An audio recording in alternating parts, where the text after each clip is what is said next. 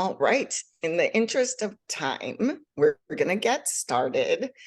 I'm Tanya Verkaitis, the Executive Director of Physicians for Social Responsibility, Pennsylvania.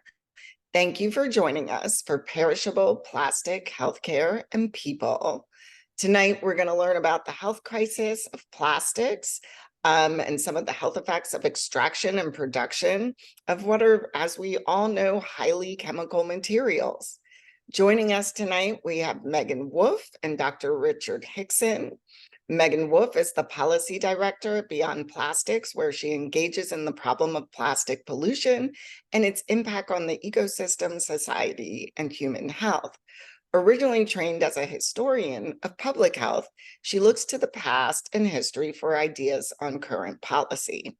After receiving her master's and doctorate from Columbia University, she spent over a decade at Weill Cornell Medical College, where she developed a mental health policy initiative within the Department of Psychiatry.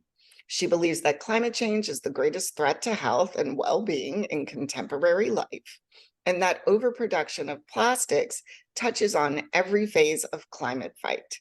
She lives with her family in New Paltz, New York.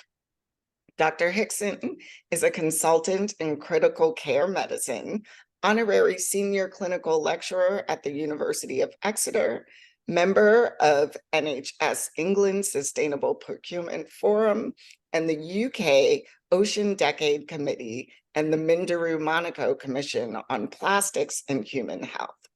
Richard co-founded Healthcare Ocean as his main interest in Global Goal 14, Life Below Water, and how the anthropogenic impacts from container shipping and novel entities such as plastic and pharmaceutical pollution adversely affected the marine environment and human health.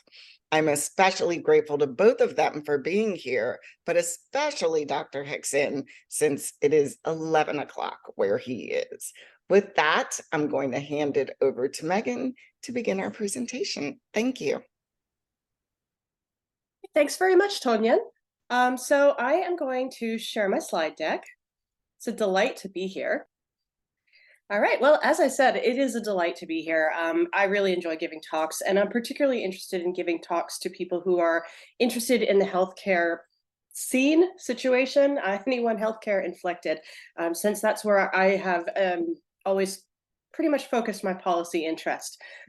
So I work right now for an organization called Beyond Plastics, whose mission is to end plastic pollution everywhere, which we actually find to be quite plausible because we take a regulatory look at the problem and look for the most upstream solutions. And if you go far enough upstream with a regulatory lens, we actually find that we can make a lot of change. So we're going to talk about a lot of big information, scary information, daunting information tonight. But frankly, I wouldn't be in this fight if I didn't think we could win it. I do think we can win this. So what is the plastics crisis? Well, currently the plastics crisis at base is that we've managed to produce nearly 10 billion tons of plastic since 1950, and most of that is still with us today. Only about 9% of plastic that has ever been created has been recycled. And we see a lot of the plastic that remains all over the landscape. If you go to the beach, if you go to the woods, if you go to the side of the road, you're going to see a lot of plastic pollution. In fact, one reason I decided that this would be a good place to get involved in the climate fight is because there are so few plastic pollution deniers. I don't think I've ever met one. So here's a graph of how we got to where we are today. As of 1950, we were producing maybe 2 million tons of plastic a year, not very much. And after World War II, humans started producing an enormous amount, a little slowly at first, and then, as Hemingway once said, all at once, practically. This curve goes straight up. And one of the more interesting things to me about this curve is that actually it's only around most of the plastic that we have with us today was created after about 2002. In fact, 50% of the plastic that's currently in our world was made that recently. That's incredibly short. As a historian, that's a blink of an eye. That's the lifespan of my cat. So a problem like that looks entirely solvable from a policy position because we can look to see what decisions went into making this much production, who made those decisions, and why. So why is it happening? And as a historian, I always ask, why is it happening now? Well, effectively, there are two reasons. The first one is fracking. Fracking is releasing gases from greenhouse gases, but gases from shale rock for use as fossil fuels. And a side product of fracking initially was ethane gas, which initially was flared off during the fracking process. Now, fracking, once it got started about 20 years ago, has taken off at a galloping pace, and it's made the United States one of the world's energy leaders. Being an energy leader is pretty exciting, especially if you're a producer. And as a producer, you're also going to be looking for ways to optimize your margin. You're going to be trying to use what were waste products as actual products. So some tinkering, some work, some chemistry allowed chemists to figure out a way to utilize ethane gas as actually an end product rather than a byproduct.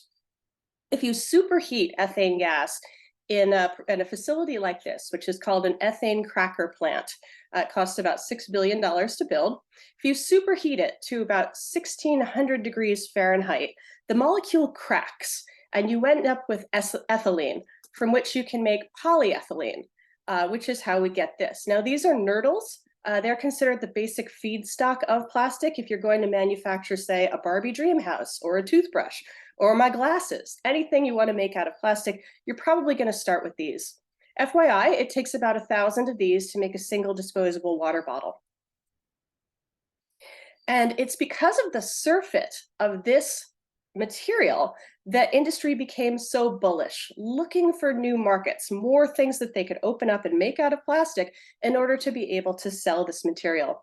Ethane gas and polyethylene can effectively be had for the cost of shipping at this point. So opening new markets was very important. And that's why we started seeing things like this not too long after about 2005. The second reason that this is happening now is a little bit counterintuitive. It's actually the climate crisis. At this point, about 74% of Americans are worried about climate change. You can say, just looking at the past summer, that we're pretty much all coming to a consensus that this is real, this is happening, and that this isn't somewhere else. This past July, 7 consecutive days turned out to be the hottest, not just in recent record, but actually in the last 125,000 years on Earth. July and August were the 2 hottest months ever on record. So we know it's here. And what's interesting about this turning consensus among Americans and climate change is that rather than being paralyzed by fear, the ones who are the most concerned about climate change are proving to be the most likely to take action by installing solar panels and buying electric cars. In fact, according to the International Energy Agency, renewables are set to overtake coal and become the world's largest source of electricity by 2025.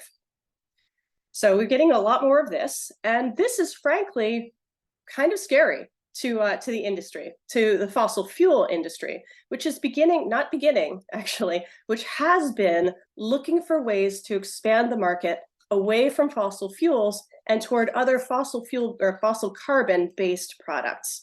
So this overproduction of plastic, or this mega production of plastic, is stated to be the plan B for the petrochemical industry and the fossil carbon industry. This is intentional. It's the other reason why we're seeing such bullishness, a pivot in the market. Now, FYI, you saw that graph. That graph is actually on track to triple by 2060.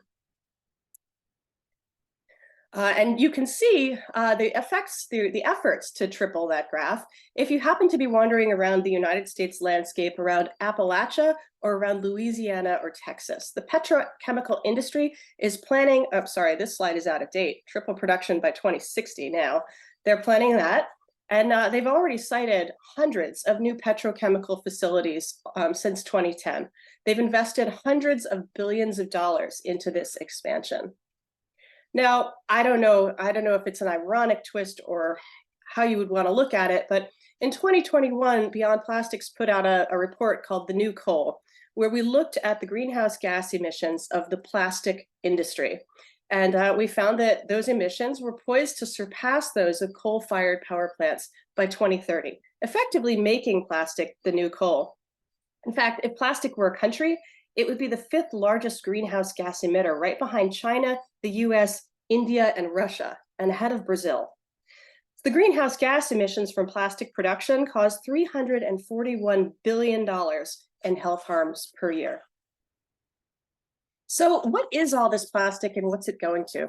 Well, 42% of the plastic currently under production is going to packaging, much of that single-use packaging. And then another of the largest categories is textiles. So fast fashion, the synthetic materials that come out and are much less expensive to make and much less expensive to buy are also usually petrochemically based. And neither of those is going anywhere, even though we don't really use either of those for very long. Well, where is it going? Well, I find this graph to be particularly interesting because we can see that a lot of it is headed for landfill, basically most of it. A lot of it is also incinerated, which makes sense when you consider that you're working with a petrochemical, fossil carbon. It is going to be highly flammable. So, in fact, incinerators prefer plastic garbage because it offsets the wet garbage and burns quite quickly. Mismanaged plastics is a euphemism for litter. Recycled plastics is an interesting category here because it's so small, and we like to believe that we're doing much better than this. But in the United States, the recycling rate is for plastic around 5 to 6%.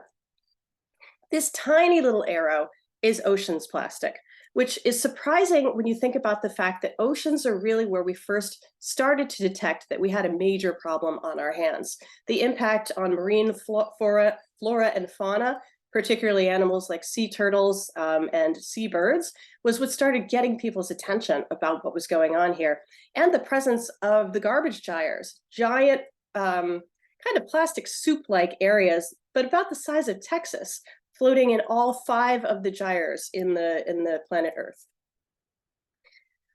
With production going the way it is, by 2025, for every 3 pounds of fish, there'll be 1 pound of plastic. And in 2050, if we keep on at this rate, it'll be 1 to 1. Now, in some areas, that can look like this. Many of us don't live in these areas, but it's important to remember that the future, both for climate change and for plastic pollution, is in many ways already here. It's just not distributed equally.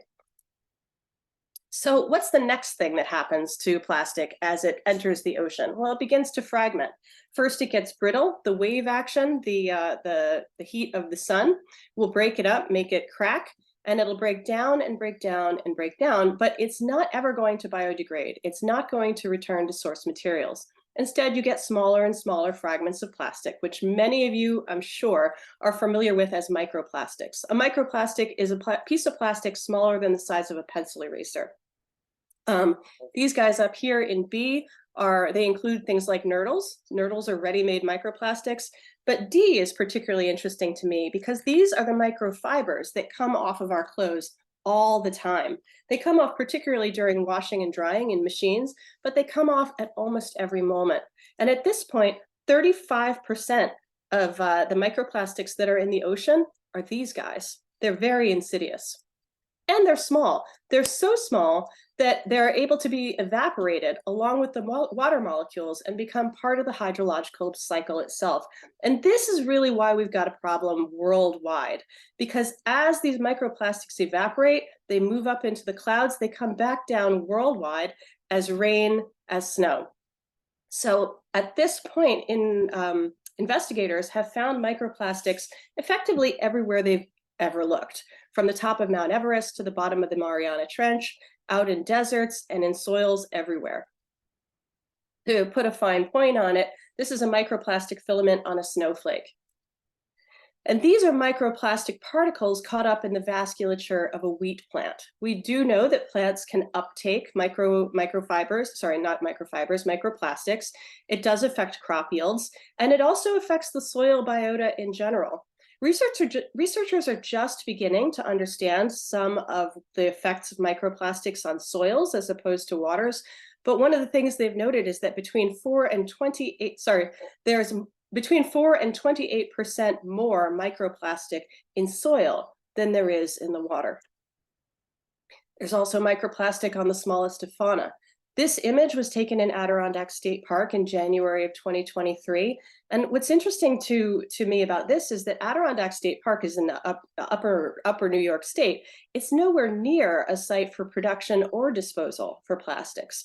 So these microplastics were likely brought in on wind and through rain. Now, if we have microplastic in the water, in the air, in the soil, we can bet that we have them in the food supply also. And indeed, this is another one where pretty much everywhere investigators look, we're finding microplastics in the food system. Of course, plastic bottled water is going to be an extreme source of them. And seafood, where you have animals that are immediately ingesting plastics and microplastics, is also a big source. But as we start to look at terrestrial life, we're starting to find it also in ruminants and other animals. So if we're eating plastic, and one of the upper estimates of how much plastic we breathe or ingest is about 5 grams per week, which is a credit card's worth, what's it doing to us and inside us? What does it all mean? Well, I met Richard about 1.5 years ago at the launch of the Minderoo Commission on Plastics and Human Health. It took us about a year to put together this report, but the goal of the Minderoo-Monaco Commission on Plastics was to comprehensively examine and make visible the full range of plastics harms to human health and the Earth's environment across the entire plastic life cycle. So we looked at all the published literature that we could get our hands on, and we also looked at what NGOs were putting out. We looked at reports, we looked at gray literature, and we came up, in the end, we started with 24 investigators and wound up with 48 with this report, which you see in this slide. Now, the principal investigator was Philip Landrigan, who's this gentleman here, and many of you will probably know him by reputation as one of the researchers who worked so hard on lead and other toxicants and removing them from children's bodies, largely through public health measures like the removal of lead from gasoline. Philip Landrigan has lately been taking aim at plastics for effectively the same reason that he's looked at other toxicants and is saying, we need to look at this because the chemical makeup is concerning. So that's what this report was about. When I started on the report with a background in history, not medicine, I was really curious to see how the medical doctors were looking at this. What were the medical researchers on the team saying? And what they were saying, in effect, was, well, we can look at two things. We can look at the components of plastics, and we can look at what they're doing in the animal models. And then as a third, of course, we look at the public health literature. But let's start with what are plastics. All plastics are comprised of a carbon-based polymer matrix. The carbon-carbon bonds in this molecular skeleton are enormously durable, which is why plastic is so difficult to break down. So this is Phil's slide. I've always liked it a lot. Here we have our polymer backbone with our carbon-carbon bonds. But turning ethane or oil into a plastic fork will also involve the addition of petrochemical additives, and quite a lot of them. Over 10,000 chemicals are known to be involved in the production of plastic.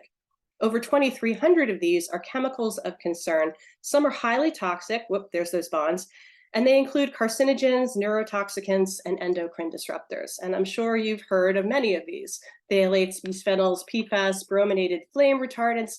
These are just a handful of what we know to be in the plastics. We don't know what an enormous number of the other chemicals are, though. They are unstudied, and many of them are undisclosed by industry. They're considered trade secrets. Well, plastic-associated chemicals are responsible for many of plastic's harms to human health. And here's why. While that carbon-carbon bond is really strong in the backbone, the petrochemical additives are not bonded at all. They're just sitting inside the chemical matrix, and they leach or migrate quite freely at every stage of plastic's existence. If you take anything away from this lecture, don't microwave plastic, or rather don't microwave food in plastic, because the added heat brings extra energy to those molecules and is going to destabilize many of those chemical components. They're leaching anyway, but they leach more under heat. So as a person who's thought a lot about paradigm shifts in the way that people think about plastic, I've noticed that the more that we study microplastics and talk about microplastics and their toxins, the more the public seems to be paying attention. And it makes me think, as a medical historian, about the bacteriological revolution. Once people could actually see germs under a microscope with Pasteur and Koch between the 1860s and the 1880s, they started to change the way they thought about medicine, about disease transmission, and about their own personal health and safety. And I think we're about to see that with microplastics and people's interest in what is in plastics and what those chemicals can do. In any case, we're certainly taking a strong interest in where the plastics are, including in the human body, because they are here. Just in the last few years, of course, we've discovered them in human lung, in human intestine, in human blood, most recently in the human heart, in the tissue of the human heart, but also on all three sides of the placenta and in the human fetus. The meconium that a newborn baby first passes contains microplastics. This is upsetting because low doses matter a lot. Everyone has their own threshold for alarm, but for me, it happens to be endocrine disruption. So I'll start there. Endocrine disruptors dysregulate hormones, as we know. Common hormones are estrogen, testosterone, and human growth hormone. And when they're disrupted, they affect necessary systems all over the body. They can impact the hormones that regulate appetite and metabolism, causing obesity, diabetes, high blood pressure, and heart disease. And they're also associated with cancers, especially breast, prostate, and testicular cancers. And they can also lead to reproductive problems, including infertility. National biomonitoring surveys document population-wide exposure to these chemicals. The periods of greatest vulnerability are the very young. This is where the consequences land the hardest. Well, Phil Landrigan reminds us that children are not little adults. Infants and young children have unique physiological, behavioral, and developmental differences. These magnify their exposure to toxic hazards, and they make them much more vulnerable than adults. Infants in the womb are exposed to plastic chemicals through maternal exposure and during pregnancy. These exposures are linked to increased risks of miscarriage, prematurity, stillbirth, low birth weight, birth defects of reproductive organs, impaired lung growth, and childhood cancer. Developing fetuses are also at unique risk for neurodevelopmental impairment. Endocrine disruptors can disrupt brain development, leading to lower IQ, ADHD, and autism spectrum disorders.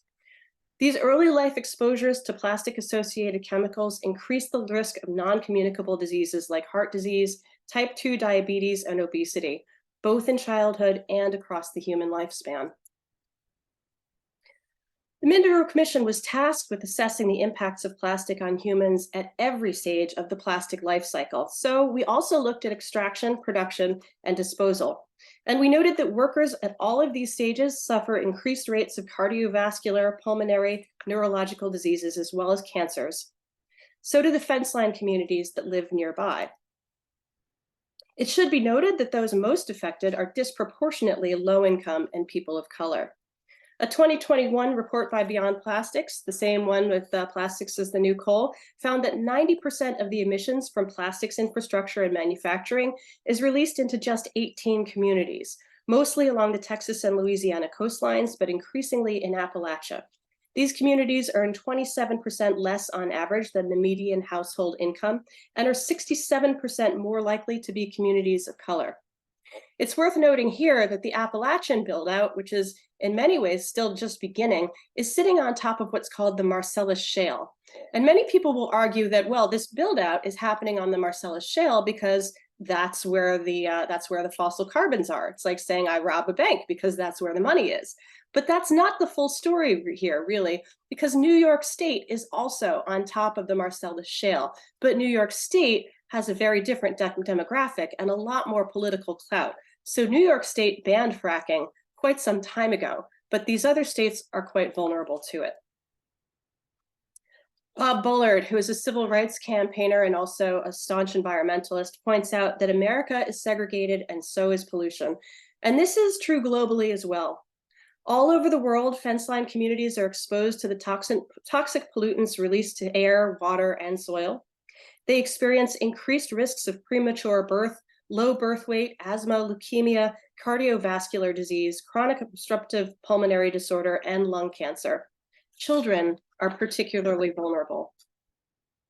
So, as part of the Mindero report, we decided to look at what the costs were in the healthcare field, or to human health. We tried to put a dollar assessment on the costs. and found that the health-related costs of production came out to about 250 billion in the year 2015. The 2015 was used because that was the year for which we had the most stable data, or the most complete data, I should say. Health costs from the production of greenhouse gases came to $341 billion, as I said. Disease, disability, and premature death, just from these three chemical additives, came to $920 billion. So we're looking at 1.5 trillion, and that's going to be an undercount, an enormous undercount, just for this tip of the iceberg that we look at for the supposedly inexpensive product of plastic. As we wrote in the report, these estimates undercount the full costs of plastics health damages. They're externalized by fossil fuel and plastic manufacturing industries and borne by citizens, taxpayers, and governments. Now, aside from just coming up with the assessment of what the human health impacts are of plastic and plastic production and disposal, we also came up with some recommendations. How do we solve this? Well, we took aim in particular at the Global Plastics Treaty, which was mandated in March of 2022 by the UN Environmental Assembly. And we made as a target date for publication of the report, March of 2023, when the treaty would be under negotiation. And our recommendations were thus. We need a global cap on plastic production. Effectively, if you're going to cut plastic pollution, you're going to have to cut the production of, you could call it frivolous plastics, the ones that are for single uses or uses that there are other materials that could do just as well that are non-toxic. So reduce production, especially of single-use plastics. Also, mandate extended producer responsibility. My own personal shorthand for extended producer responsibility is the concept of you make it, you take it. You need to have an end plan for what you produce, for how it can be disposed of or recycled effectively and safely. We also recommended regulation of the chemical content and toxicity of plastics. Reduce its chemical complexity. Those tens of thousands of chemicals, 10,500 that we know about, and many, many more that we don't all need to be in plastic. Imagine if you were trying to, say, build a fire, and you simply amassed a bunch of wood and then threw an accelerant on it. Effectively, we're looking at accelerants with this level of chemical complexity that we have, and there are much better ways to construct both plastics and a fire by looking at the source materials and how it's done, how it is constructed as a matrix. Require full disclosure and transparency of the chemical composition. Require traceability of plastics in the waste phase. Currently, we have no way of knowing where many of the plastics that are causing damage came from. This needs to be changed. Require pre-market testing of all plastics chemicals. Effectively, this is the precautionary principle. We want to know what it does before it goes out into the market. We don't want to wait decades while we try to pull together the research once items are already out there. Require systematic post-market human biomonitoring. And also, explore listing some plastic polymers and plastic-associated chemicals as persistent organic pollutants under the Stockholm Convention. Phil Landrigan points out that actually quite a few of them would qualify as you check through the boxes in the Stockholm Convention. So this is an interesting possibility. Thank you for your attention. I'm going to hand it over to Richard because Richard has a perspective that I think will give us more hope than just the recommendations of the commission that we worked on. Richard has been on the ground in the NHS actively reducing the NHS's use of plastics. So I think he'll give us a little bit more light, maybe a little bit more levity. Richard? Thanks, Megan. That's a wonderful talk, as always. Thank you very much. I learn something every time. I will just start sharing my screen. Okay, Megan, could you give me a thumbs up if I've got a screen showing there? You very much do. Fantastic, great. Okay, so I'm going to do something completely different. Even though I'm human healthcare, I am going to start in the ocean because that's theoretically where we all started from. And I'm going to talk about this, and I make no apology for talking about the oceans because most people, if you don't hear about the oceans in a talk that someone gives who is involved through Healthcare Ocean, the organization I co-founded, then you probably won't hear about it anywhere. I'm then going to go into some very similar slides to Megan's, but I will focus them on the human healthcare aspect of what for plastics. And if I start to kind of drift off and go off piste a little bit, I was in UNESCO this morning in Paris. It's 11:30 p.m. here, and I haven't had an awful lot of sleep for the last couple of days. Anyway, so everything I talk about is based in science. If there is any grey literature in here, I will tell you. I will make that very, very clear. But pretty much everything lifted out of this is from the IPCC AR6 synthesis report, which is the best science that we have to describe climate change. Affiliations and disclosures they're the groups that has already been mentioned. And the NHS, we are a healthcare system that is free at the point of delivery for 67 million people in the UK. We spend 180 billion on our healthcare system. We spend 30 billion with 80,000 suppliers that bring in 80% of their goods on large container ships because we are surrounded by water. I just use that to set the scene and just to kind of show how many suppliers are involved in this very complex supply chain. Now, I formed Healthcare Ocean in the middle of the COVID pandemic. That was an interesting move, but we were using so much in the way of consumables and single-use items in that time. This is when it really kind of came to the forefront of our thinking. I formed Healthcare Ocean with two other individuals, Georgie Soman on the left and Laura Fleming on the right. And we formed Healthcare Ocean because we simply believe that healthy natural products, healthy natural systems, including oceans, offer the planet the best hope for mitigating against the climate, nature, and pollution emergency, and will improve the health and well-being of all global citizens. Now, the oceans, 322 cubic miles of water. The stats you'll probably be fairly familiar with there. Those of the excess heat responsible for global warming. It astounds me you can heat up 322 million cubic miles of water, but you can. Our CO2, our carbon output and our CO2 output is pretty static. We have a brief blip here, as you can probably just see there, just for COVID, but we're straight up to where we left off. And the photosynthetic capacity of the oceans are absolutely overwhelmed. When you overwhelm their photosynthetic capacity, they acidify. The pH is dropped by 0.13 units in 170 years. That's a 33% increase in hydrogen ion concentration, and that is catastrophic for marine life.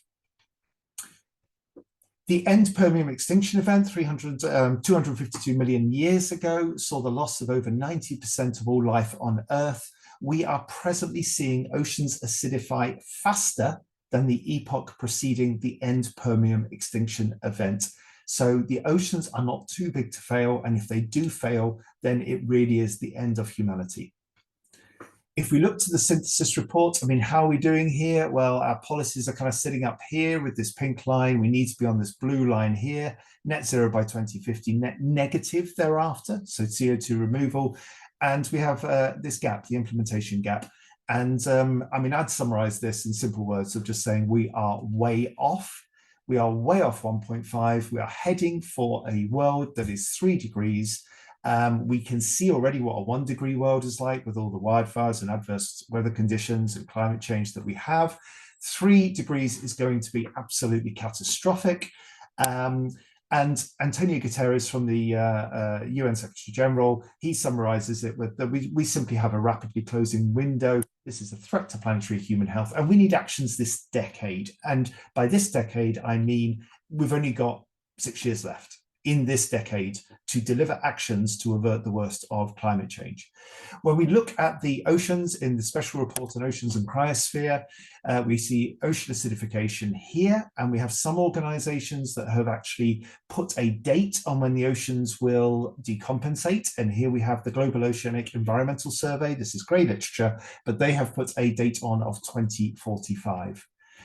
Even if you don't kind of believe that you can put a date on this, what is absolutely apparent is we have a marine heat wave. At the moment, about 50% of the world's oceans are much, much hotter than they should be. And this leads to deoxygenation, and it threatens all marine life. And that threatens marine life all the way down to the smallest known photosynthesizing organisms on the planet. Prochlorococcus, only discovered in 1986. And these cyanobacteria producing oxygen for us for 2.4 billion years. This is where life on Earth started. And along with other phytoplankton like coccolithophores and diatoms, they also absorb our CO2, and they are the basis of the entire marine food chain. So these are all very critical.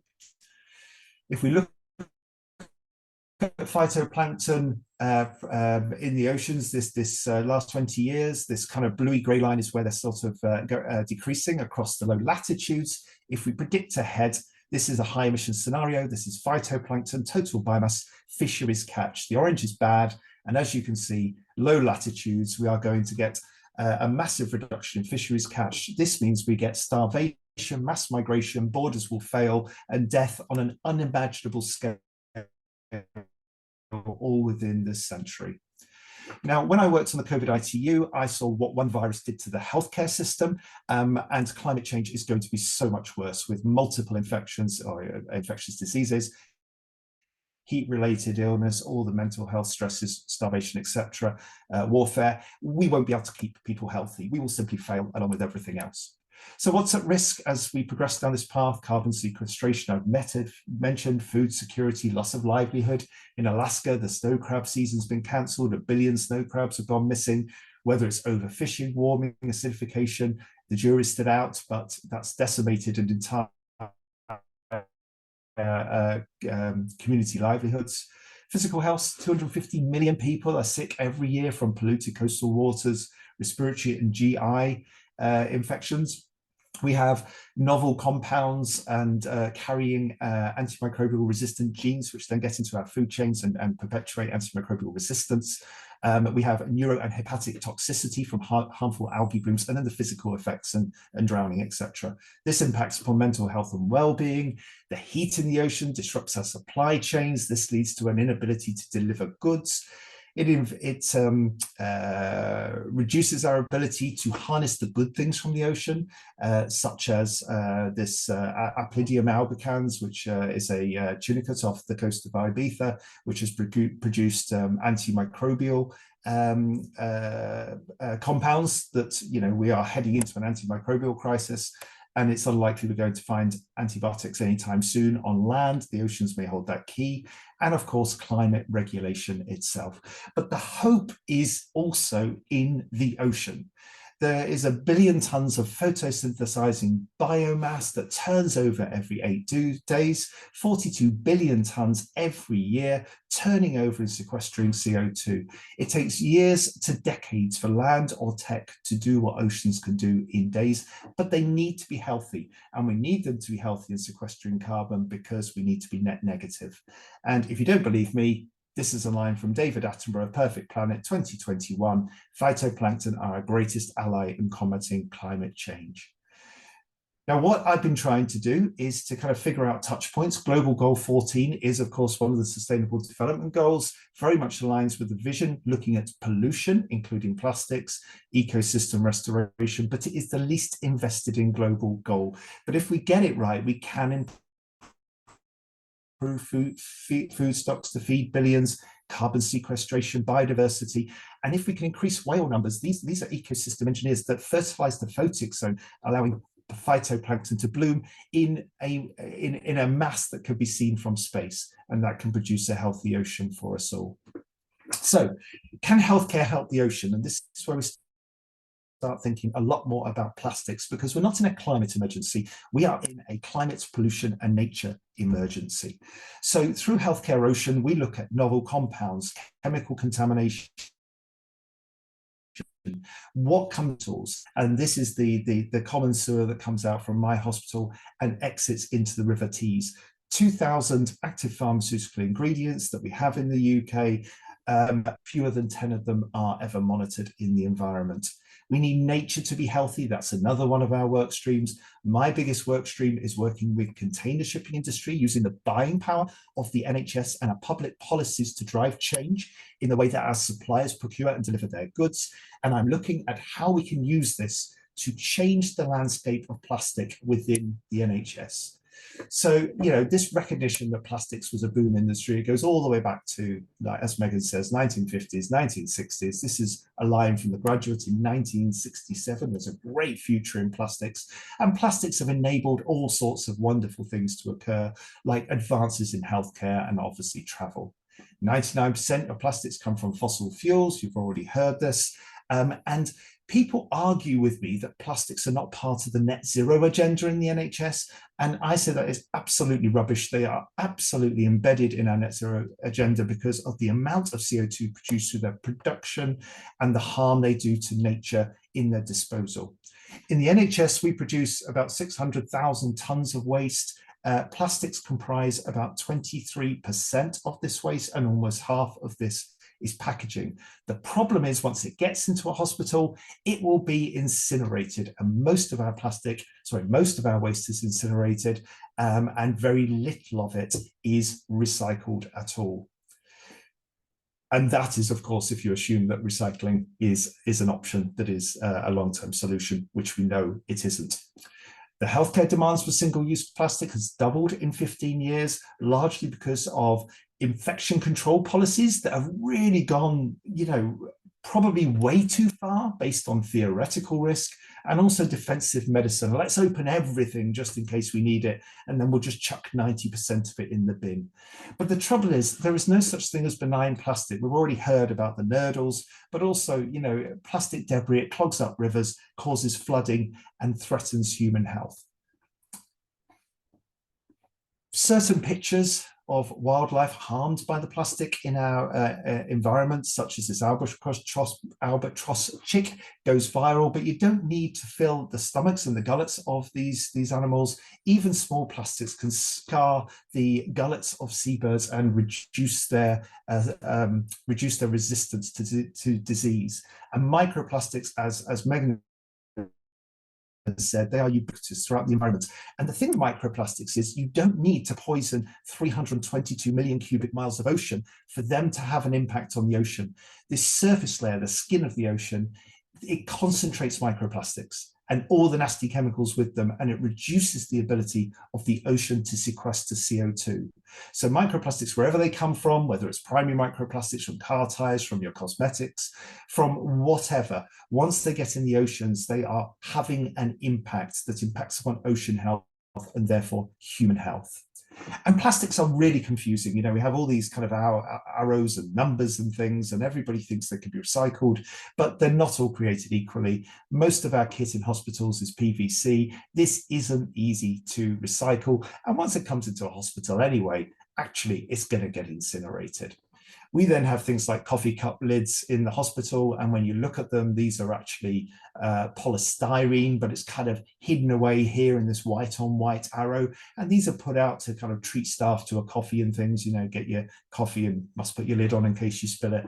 And it really creates this confusion in staff. We're telling staff not to use plastics, and then we're giving them plastics, and we know that we're not going to recycle our way out of this problem. And for macroplastics, we've got all the issues of the human health impacts for the plastics that we think we are doing something good with by putting them in the green bins. Now, Megan has already touched upon the health impacts of plastic. It is every single stage of the cycle: disease, disability, and premature death from ingestion and inhalation, and indirect from the processes that are used to make and dispose of them. And again, I've got this real kind of also this fascination with endocrine disrupting chemicals because of the fact, it's small doses. And therefore they can become, have a big impact in a small dose, leading to fertility problems, developmental delays, behavior problems, immunocompromised, obesogenic, carcinogenic. And the costs, as Megan said, they're externalized and they are extraordinary. So the profits go into the fossil fuel and the plastics industry, and the tab is picked up in the UK by the taxpayer. There's a great future in plastics for somebody, another ethane cracker. This one, Monaco, Pennsylvania. Within its first few months of operation, it had been fined tens of millions because it flared off so much in the way of illegal emissions that impacts upon local communities. It's not in a wealthy area. Here it is here. And you may not be able to see on your screens, but there's a high school here, there's an elementary school here, and there's a mall somewhere over here. You know, it's very, very close to these communities. And I've got, again, it's this real issue. You know, by the time my products get to me, my plastic healthcare products, they have done harm to somebody somewhere. And, you know, we live and breathe first do no harm. This was first brought in, first voiced hundreds, if not thousands of years ago, but it was before pharmaceuticals and supply chains. And now we must actually extend it to include planet and the people that we have never met. And I think just the other point, there's enough evidence to act now. We don't need more science. What we need is action. If we have science, we need action concurrently delivered. Megan talked about the plastic treaty, the global cap, keeping plastics more simple, reducing single-use plastic, etc. And I really, when I'm thinking about healthcare, we can't do this, we don't do this and can't do this. This is the only thing that we've got within our power at the moment. So all our actions within the NHS are on reduce. That's what we're doing through education about plastics, risk and benefits. And we can educate. On one module in my own hospital, we have 96% compliance with education on sustainability. People want to know, and they want to know what they can do. And reducing our reliance on plastics is our biggest, is our superpower at the moment. We have daily reminders and prompts in our huddles and in our ward notes to make sure that people consider the environmental impact of the decisions they're making and the kit they're using. We change on intensive care every day. We go through every drug and we say, can this drug be delivered down an NG tube or orally, not intravenous, to reduce the amount of plastic waste? We have patient-specific PPE. We have a gloves-off policy. We do not use gloves for all patient interactions because actually most of our single-use gloves are contaminated by the time we put our hands in to collect them, because when people use single-use gloves, they don't wash their hands well enough beforehand because they are protecting themselves with the gloves. So they put a dirty hand in the box, contaminate the box, and therefore you are actually increasing the risk to patients. We say to people, do not open what you do not need. We will defend you if you do not open what you do not need, and something takes a little bit longer to be done because we can't just keep opening everything just in case. And we demedicalize our patients. We turn our critical care patients into ward patients much quicker, which reduces their dependence upon equipment and pharmaceuticals. And we undertake procurement reviews, looking at our commonly used items, and then we find the companies that can supply them in the least packaging. Gloves Off, it is a national campaign developed by the Intensive Care Society, endorsed by the British Association of Critical Care Nurses and the Infection Prevention Society. So we are now working with these groups to really make sure that we are not committing any harms, but we are making sensible decisions. And then we have material science, seaweed, fascinating group of plants. Fortunately, my coffee pods are made from polyhydroxyl alkanoates and they are home compostable. So I can rust easy there, but also what these compounds are now doing, we are now looking at how to make them into inhaler casings. 60 million of these a year are created in the UK and go to landfill, most of them from the community. These can be home composted or put in a green bin for industrial composting. And also, I think we have to have the brakes on a little bit because I remember the days when we had these on intensive care, and then people were always sticking needles into the bronchoscopes when doing tracheostomies and things. So we moved over to these single use, and our patient care improved. We could do things faster, whether it's bronchoscopies, bronchoalveolar lavage for diagnostic or therapeutic purposes. And we always had the kit there, so we never had to delay tracheostomies. Now, if we got rid of these and went back to these because single use is better for everything, that's the narrative that is often presented, then our patients are going to cost us more in environmental terms because we cannot progress them quick enough. So the analysis is all extremely complex. So just final slide, whenever we invent something good, there's always baggage. whether it's drugs, plastics, container ships, there's always baggage. It doesn't matter, in healthcare, our products are either bad or less bad for the environment. We don't have any products that are particularly good for the environment. So what we have to do, we have to understand both. We have to reduce the badness whilst we are buying ourselves enough time to figure out this mess and make the definitive changes for people and the planet. Thank you both for your presentations. Let me get my camera back on. All right.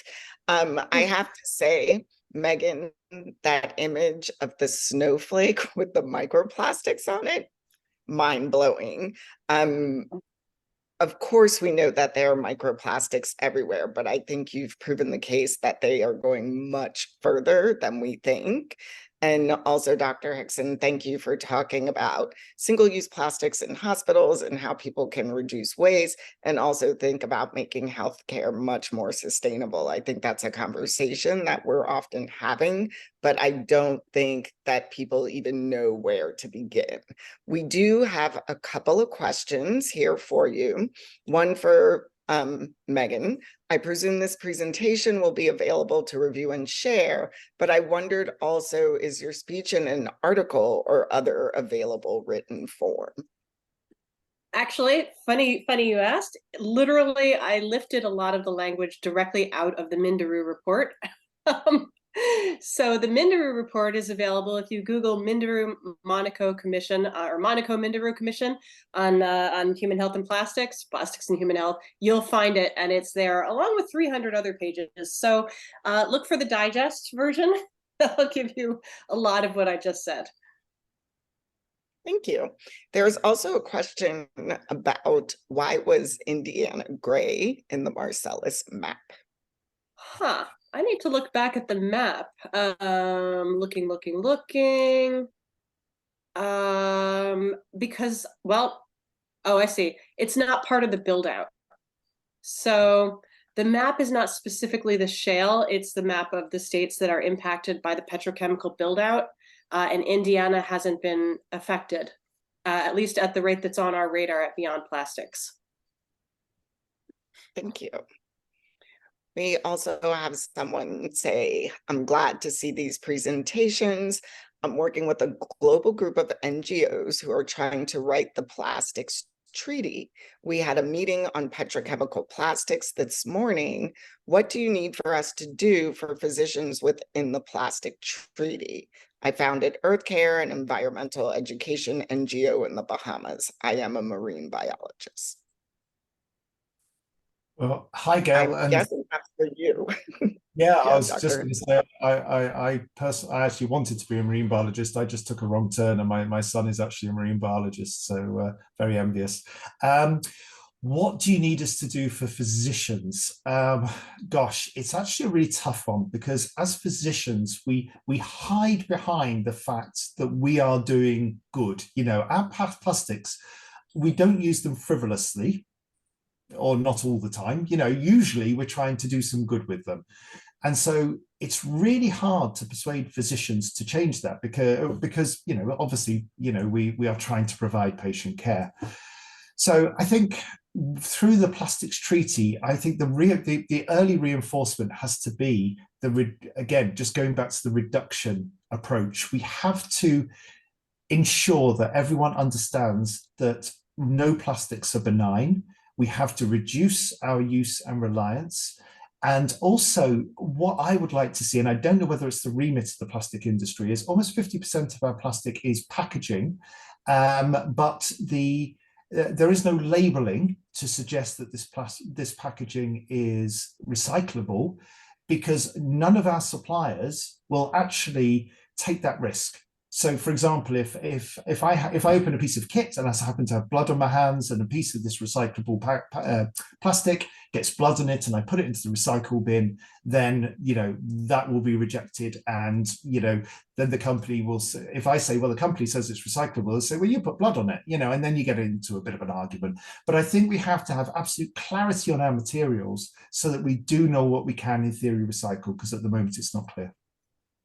And I'm not advocating recycling as the final endpoint. It is just a step whilst we sort out the rest of the mess, because we have to do something with it. Otherwise, it just all gets burnt. I have a question just in terms of healthcare. Do you think it's more beneficial, because I don't think that what you're doing is necessarily happening on the same level in the US, to start at the health system level or at the individual practice level, or is it kind of a top-down approach? And how do we even get physicians to begin to think about this? Because of course, expense will be touted as the issue. From Yeah, I Beyond think Plastics perspective, sorry, no, you go. uh, everything looks like a policy issue at Beyond Plastics, because we're always trying to go as far upstream as we possibly can. So for us, it is very simply a policy question. Go to the top, impact the buying, impact the practices within the hospital where you can reduce plastic, and don't leave it on the hands of the poor physicians who are already having to make lots of decisions and take an enormous amount of responsibility with patients' lives. Richard? Yeah, I think the coal face end, Tonyan, is education. I think we still have a lot of knowledge gaps at the coal face about the harms that these products do to the environment. But we can't, as Megan says, we cannot make them responsible if there aren't the products available. So in the UK, our NHS England is a public sector body, so it has buying power, and we have what is called Policy Procurement Note 620, which is absolute gold dust to try and drive change in our suppliers. And what I would like to see, and what I do with respect to the shipping industry as well, is we use those policy procurement notes to use our buying power to drive the change. And ultimately, we should say, if we know that product A causes more harm than product B, then product A should not be available. But that has to come at policy level. It has to be an entry-level environmental sieve. I feel like here we're constantly creating resolutions for the medical societies at the state level, but also even at the American Medical Association level. But it doesn't seem like that really pushes policy. And I know there are a lot of physicians that take the time to put out those resolutions, but if you ask me, they feel like they just sit on a shelf. So I think there needs to be more direct policy action. But as we often note, the lawyers' lobby, the nurses' lobby, every other lobby is much stronger than the physicians' lobby. Yeah, I think what the success we're seeing is in when we reach our suppliers, when we actually say to suppliers, in order to in future, in order to deliver into and sell into this public sector organization, you are going to have to do ABC. And we can do that because of our policy procurement notes and our social value policies. So when you start talking economics to the suppliers, you can say you can become a really good supplier to the NHS if you do this, then we start to see action. Thank you for that. If there's any other questions out there, please drop them in the chat or Q&A. But Megan unfortunately has to leave us because she has another presentation to do. And of course, as I mentioned, for Richard, it is now midnight. So I thank you both for being here. Attendees, you can email us and they'll answer your questions. Also, this recording will be available on the website. Thank you again, both, for being here. This has been really educational for me. Thank you. You're welcome. Thank you so much. Bye-bye. Bye-bye. Bye.